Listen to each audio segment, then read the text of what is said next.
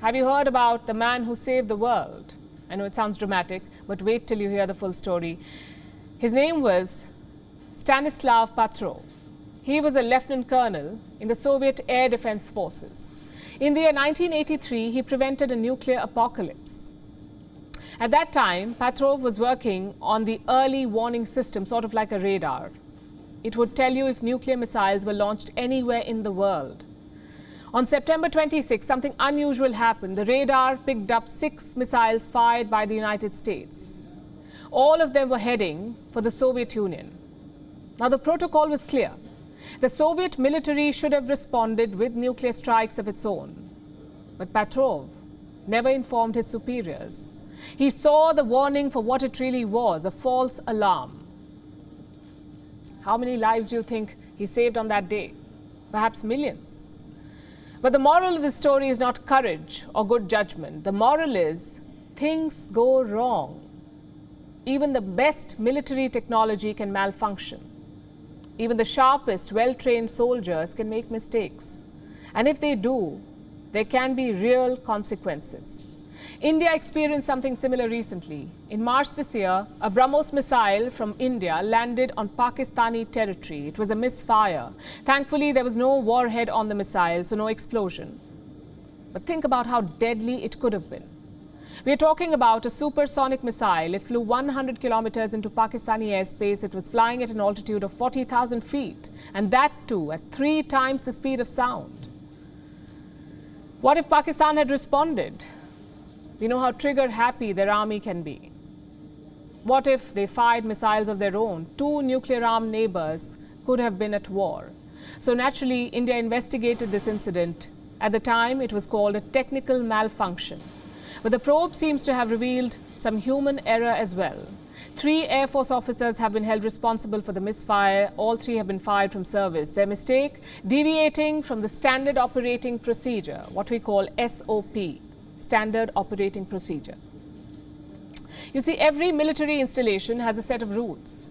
You have checks, you have double checks, even triple checks when it comes to lethal weapons. But these 3 officers deviated from those rules, and in the process, they nearly triggered a war. How is Pakistan responding to these findings, like you would expect them to? They've rejected the investigation report. They're proposing a joint probe instead.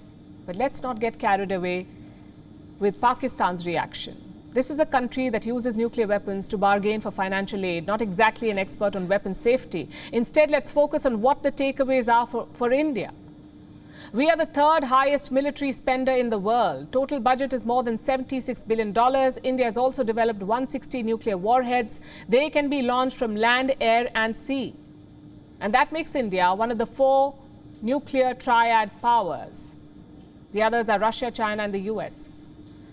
Now, having an impressive military stockpile is good, especially if you have neighbors like Pakistan and China, but that also comes with a lot of responsibility. Your officers must be vigilant 24/7. They must have excellent judgment and response skills. Your technology must be updated and your operating procedures must be airtight.